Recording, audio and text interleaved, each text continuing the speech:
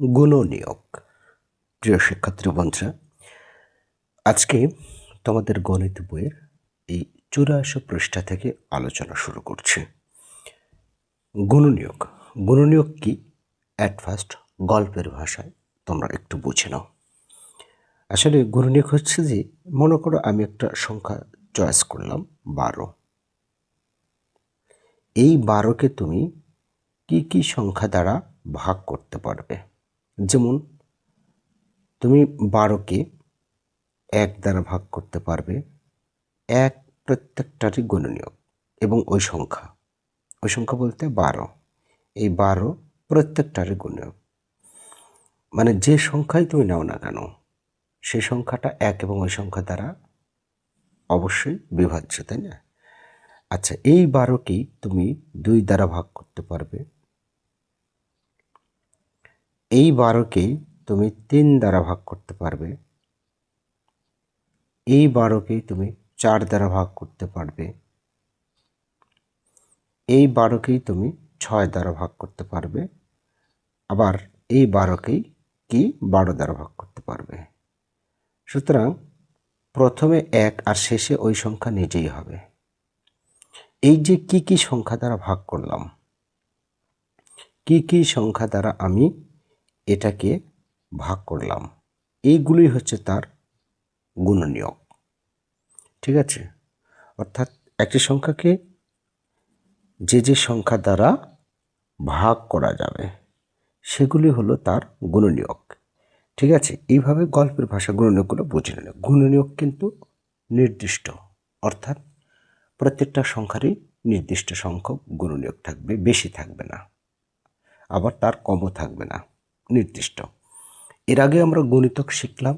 গণিতক হচ্ছে অনির্দিষ্ট। সো গুণনীয়ক নির্দিষ্ট হলেও গুণিতক, যেটা আগের ক্লাসে নিয়েছে, সেটা কিন্তু অনির্দিষ্ট। ঠিক আছে? তাহলে এখানে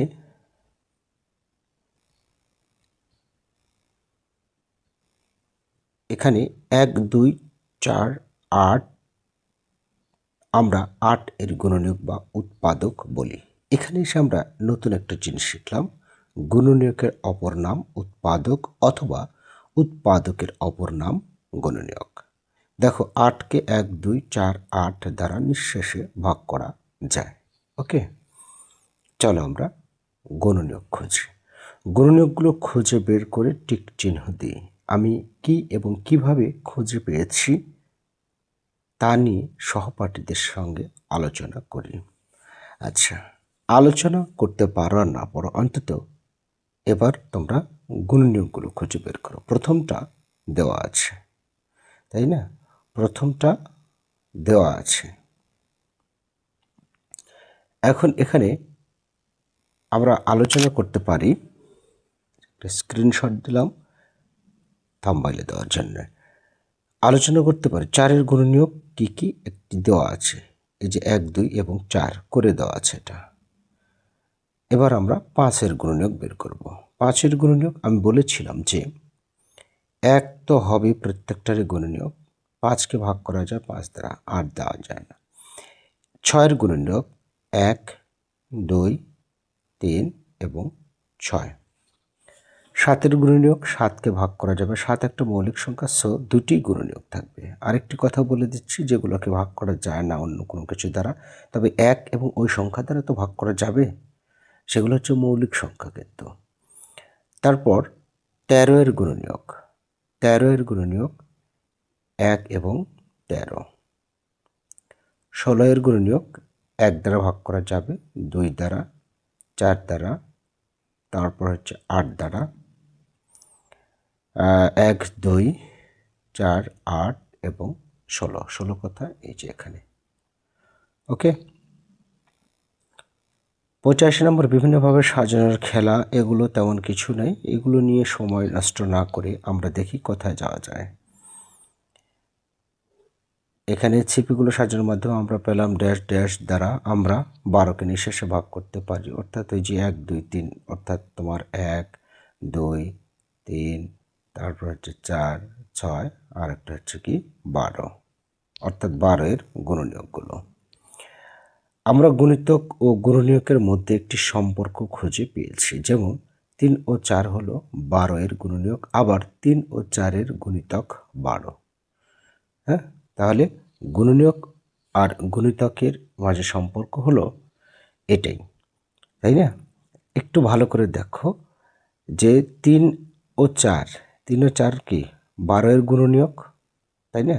আবার 3 ও 4 এর গুণিতক কিন্তু 12, সেটাই বলছে আর কি।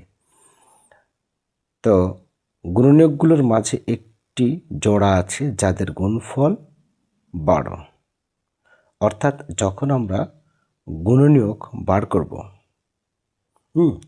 তাদের গুণফল কিন্তু 12। যেমন এই যে দেখো 3 এবং 4-এর গুণফল 12, 3 4-এ 12। তারপর হচ্ছে যে 2 এবং 6-এর গুণফল 12, তারপরে 1 এবং 12-এর গুণফল 12। ঠিক আছে, গুণনীয়কগুলোর মাঝে একটি জোড়া আছে, সেটাই আর কি বলছে। অনেক চমৎকার একটি বিষয়, যে গুণনীয়কগুলোর মাঝে কিভাবে জোড়া আছে। আচ্ছা, এটা আমি যদি থাম্বনেইলে দিয়ে আরও জিনিসটা ভালো হবে, সো একটা স্ক্রিনশট নিয়ে নিচ্ছি। ওকে, আচ্ছা, তারপরে কোনো সংখ্যার গুণিতক গুণনীয়ক দ্বারা নিঃশেষে বিভাজ্য। কোনো সংখ্যার গুণিতক থাকে না, তার গুণিতক গুণনীয়ক দ্বারা নিঃশেষে বিভাজ্য। যে কোনো সংখ্যারই, মনে করো সাপোজ এই যে 3-এর গুণিতক তো তোমার 9 আসে, তো তার গুণনীয়ক কি? তার গুণনীয়ক হচ্ছে 3, সেই 3 দ্বারা কিন্তু 9 নিঃশেষে বিভাজ্য, এই কথাটাই বোঝাচ্ছে। ওকে, খালি ঘরের সংখ্যা বসে নিচের সংখ্যার গুণনীয়ক বের করি। অর্থাৎ কিভাবে ধাপে ধাপে করেছে তার গুণনীয়ক বের করতে বলেছে। যেমন অ্যাট ফার্স্ট দেখো, আমরা এখানে করতে পারি 1 আর 10। এবার এই 10কে যদি ভাঙি তাহলে 2 গুণ 5, ঠিক আছে, 5 দুগুণ 10। তারপর 11কে 11, তার মানে 1 আর 11ই হবে, কারণ এটা একটা মৌলিক সংখ্যা। তারপর 1 15, প্রত্যেকটারই হবে। এই 15কে ভাঙ্গা যায়, অর্থাৎ মৌলিক সংখ্যা বের করতে হবে, 3 5 15। ওকে, না, মৌলিক সংখ্যা বের করতে হবে এরকম কথা না, মানে এটাকে ভাঙতে হবে। 15-এর গুণনীয়কগুলো কী কী বের করলাম। আচ্ছা, নিচের সংখ্যাগুলো 16-এর গুণনীয়ক,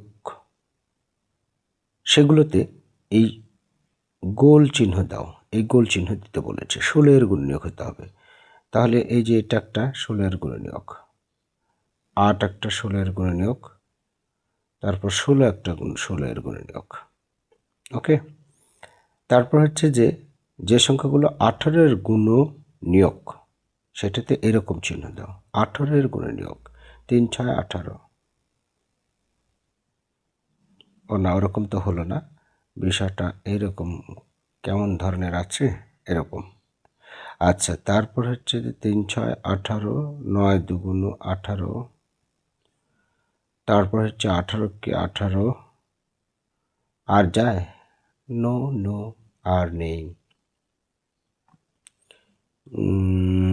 যদি যায় 8, না 8 যাচ্ছে না, 6, 3 6 18, এই যে একটা আছে বাবা, এই যে 3 6 18, অর্থাৎ 1 3 6 9, আর আছে না, আর নেই, ঠিক আছে। তারপর 24-এর গুণনীয়ক, 24-এর গুণনীয়ক 3 8 24, এটা হবে, ওইটা কি চিহ্ন? এটা হচ্ছে ত্রিভুজ আকৃতি প্রায় বলা যায়, তাহলে এটা একটা। তারপর হচ্ছে 4 6 24, এটা একটা। তারপর এটা হবে 4 6 24, 3 8 24। তারপর হচ্ছে যে 12 দুগুণ 24, 24 1 24, এটা। ওকে, তাহলে শিক্ষার্থী বন্ধুরা, আজকে কত মিনিট হয়ে গেল? 9 মিনিট হয়ে গেল। এখানে একটি লক্ষ্য করো, মৌলিক সংখ্যা কি। তো মৌলিক সংখ্যা কি এই বিষয়ে আমি চাচ্ছি পরবর্তীতে আলোচনা হয়ে যাক, ঠিক আছে। মৌলিক সংখ্যা কি, না আজকেই বলি কোন সংখ্যাগুলো মৌলিক। আচ্ছা, এখানে 2-এর গুণনীয়ক, 3-এর গুণনীয়ক এভাবে বের করেছে। আচ্ছা, বের করার পরে কি বলেছে, ছকের কোনো কোনো সংখ্যার 2টি গুণনীয়ক, কোনো সংখ্যার 3টি, আর কোনো কোনো সংখ্যার 4টি গুণনীয়ক আছে। ছকের 2, 3, 5, 7 সংখ্যাগুলোর এক এবং ওই সংখ্যা ব্যতীত আর কোনো গুণনীয়ক নেই। এই সংখ্যাগুলোকে বলা হয় মৌলিক সংখ্যা। এক এবং মৌলিক সংখ্যা ছাড়া অন্য সংখ্যাগুলো যৌগিক সংখ্যা। তাহলে আমি এর আগেও বলেছি মৌলিক সংখ্যা কি। তাহলে এক কি সংখ্যা, তাহলে ছকের 4, 6, 8 এবং 10 যৌগিক সংখ্যা। এক কি সংখ্যা, একের শুধু একটি গুণনীয়ক রয়েছে, তাই এক মৌলিক সংখ্যাও নয় এবং যৌগিক সংখ্যাও নয়। কথাটা ভেরি ভেরি ইম্পর্টেন্ট। অর্থাৎ একমাত্র একটাই, একের গুণনীয়ক একই, সুতরাং একটাই গুণনীয়ক, যার কারণে এক মৌলিকও নয় যৌগিকও নয়, ঠিক আছে। অর্থাৎ মৌলিক সংখ্যা হতে হলে তার কম 2টি গুণনীয়ক থাকতে হবে। তো যে কোনো সংখ্যারই 2টি গুণনীয়ক আছে, শুধু এক বাদ দিয়ে। এর জন্য এক মৌলিকও না যৌগিকও না। অর্থাৎ যেমন 7 একটি মৌলিক সংখ্যা, কেননা এর গুণনীয়ক আছে। তো গুণনীয়ক অবশ্যই থাকবে, কমপক্ষে 2টি গুণনীয়ক থাকবে, সেগুলো হচ্ছে মৌলিক। কমপক্ষে 2টি না, যেসব সংখ্যার গুণনীয়ক মাত্র 2টি, তার বেশি হয় না অ্যাকচুয়ালিভাবে, ঠিক আছে, সেগুলি হচ্ছে মৌলিক সংখ্যা। সেটা কি, এক এবং ওই সংখ্যা। সুতরাং মৌলিক সংখ্যার সংখ্যা তোমরা দিতে পারো যেসব সংখ্যার এক ও ওই সংখ্যা ছাড়া অন্য কোনো গুণনীয়ক নেই, সেগুলোকে মৌলিক সংখ্যা বলে। এইভাবে তোমরা সংজ্ঞাটা দিতে পারো মৌলিক সংখ্যার। 88 পৃষ্ঠার যেগুলো রয়েছে, এখানে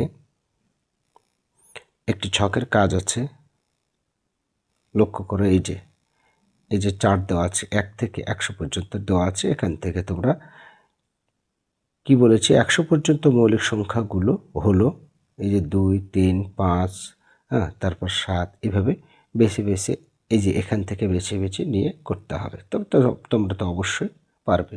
2, 3, 7, 11, তারপর 13, এভাবে আশা করছি পারবে।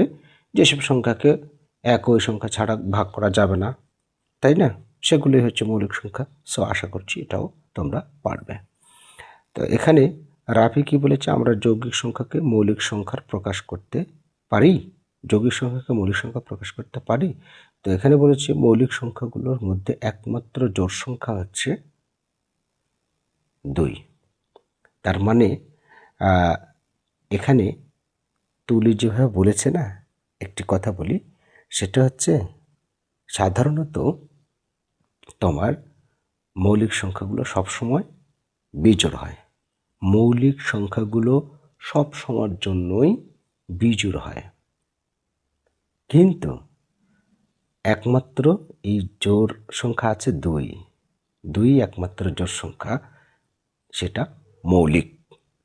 তাছাড়া প্রত্যেকটা মৌলিক সংখ্যাই বিজোড় হবে, বিজোড় হবে, বিজোড় হবে, শুধুমাত্র 2 ছাড়া।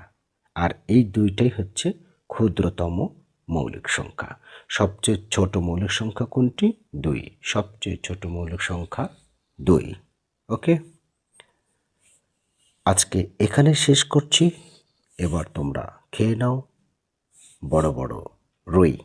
ভালো থেকো। 2-এর সাথে রুইটা মিলিয়ে দিলাম। হ্যাঁ শিক্ষার্থী বন্ধুরা, মজা করলাম, আর আজকের এই মজা করেই ক্লাসটি শেষ করলাম। আল্লাহ হাফেজ।